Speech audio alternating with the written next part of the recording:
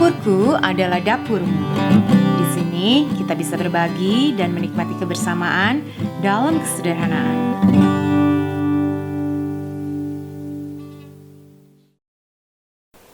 Besi menajamkan besi, manusia menajamkan sesamanya.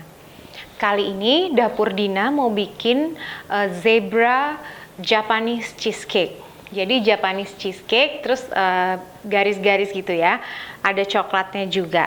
Bahan-bahannya di sini saya pakai putih dan kuning telur yang udah dipisahin, gula pasir, cream cheese, coklat bubuk, dan ini butter, susu cair.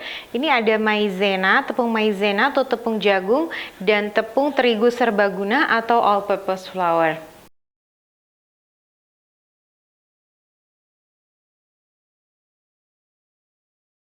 Oh ya, sebelum saya mulai semuanya, ini saya udah siapin air, jadi ntar tinggal dipanasin untuk pemanggangannya.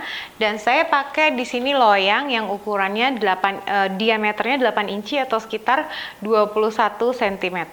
Ini udah saya alasin, saya lapisin dengan aluminium foil, saya double, jadi biar airnya itu nggak masuk ke dalam loyang ini.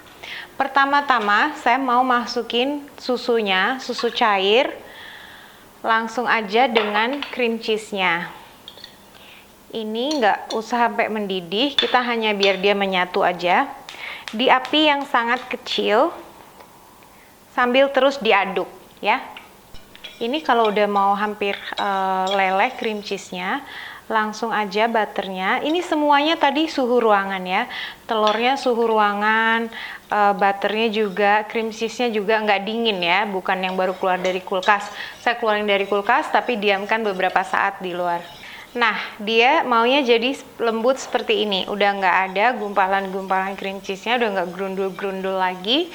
Aman. Matikan kompor, terus saya mau sisihkan.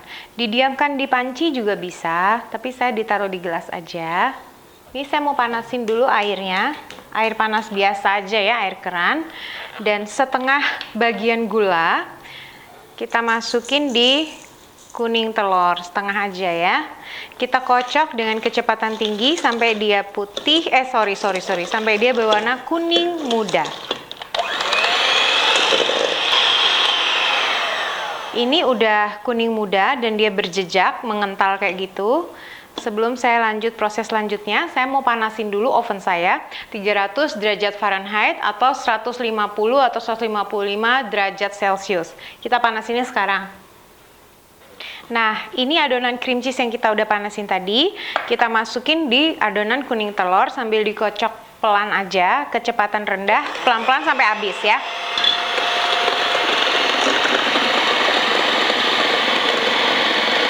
Ini sekitar 1 menit aja. Sayang, sini ikut sama mama.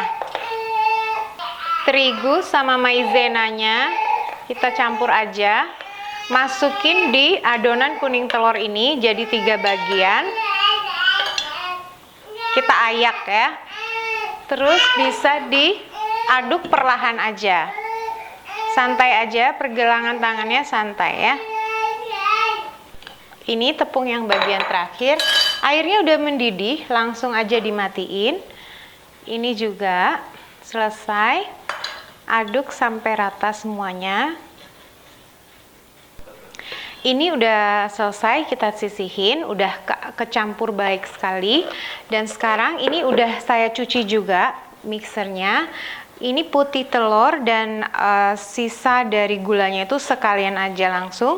Kita kocok kecepatan tinggi sampai dia benar-benar putih, pucat, dan mengkilat juga kaku ya.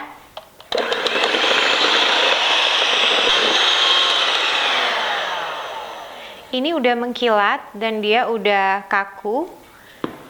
Kita bisa sisihin dulu ini. Sekarang saya mau ambil sedikit aja bagian putih telur ini, saya masukkan di adonan kuning. Seperti tadi, diaduk rata.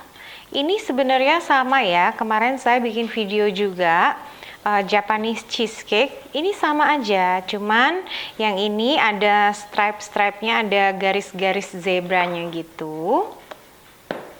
Jadi saya pikir saya mau bikin, kenapa nggak sekalian aja dibagikan sama teman-teman resepnya gitu kan.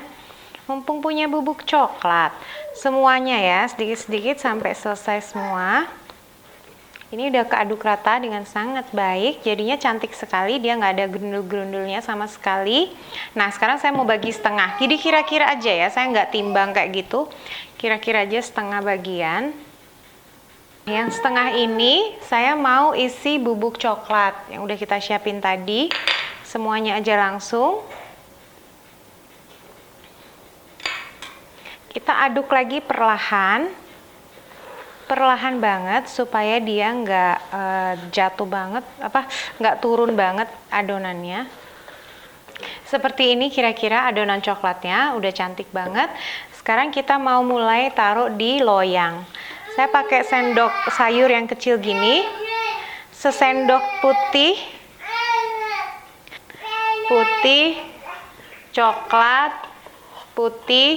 coklat, sampai adonannya habis ya. Saya selesaiin dulu ya. Kalau bisa bikinnya agak cepet gitu maksudnya. Dan yang terakhir, nah ini kita mau langsung aja sekarang. Bentar ya, aku ambil ininya. Saya taruh di loyang yang lebih besar. Dan akan saya isi air yang sudah dipanaskan tadi airnya kan.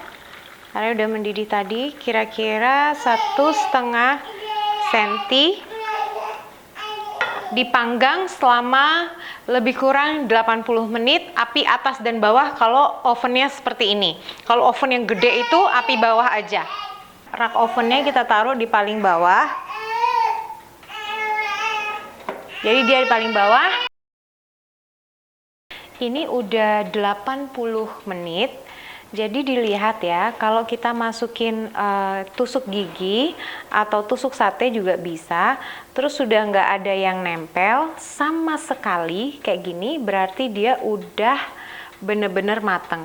Saya mau sisihkan dulu, kita dinginkan, saya keluarin dulu dari airnya ini, beberapa menit aja ya, terus saya tunjukin hasilnya, oke? 3 menit aja saya diemin, kita sama-sama lihat. Hasilnya ini harus dibuka bener. Ini saya pakai loyang yang bisa dilepas itu loh. Nah, oke, seperti itu. Nah, ini saya mau taruh di, ini lihat, empuk sekali karena kita pakai teknik dengan air itu ya, dipanggang dengan air, jadi nggak ada tambahan pengembang apapun. Oke, pelan-pelan, hati-hati. Ups. Hati-hati. Langsung aja di piring. Ups. Gitu kira-kira.